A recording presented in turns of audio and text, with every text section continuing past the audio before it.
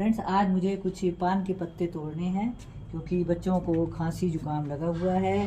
तो मैं काढ़ा बनाऊंगी और साथ में तुलसी के पत्ते भी मैं तोड़ूंगी। तो आप देख सकते हैं पान के पत्तों का साइज़ काफ़ी बड़ा बड़ा है और देखने में काफ़ी अच्छे भी लग रहे हैं। तो मुझे इतने पत्ते काफ़ी होंगे। कुछ मैं तुलसी के पत्ते हार्वेस्ट करूंगी जिसमें कुछ मंजरी आई हुई हैं। तो मैंने एक वीडियो बनाई थी, तो मंजरी भी हमारे लिए काफ़ी लाभकारी होती है, तो इनको भी मैं काढ़े में डालूंगी। काढ़े में थोड़े से मैं अजवाइन के पत्ते भी ऐड करूंगी। तो ये सब हर्बल प्लांट्स होते हैं दोस्तों, हमें घर में अवश्य लगाने चाहिए।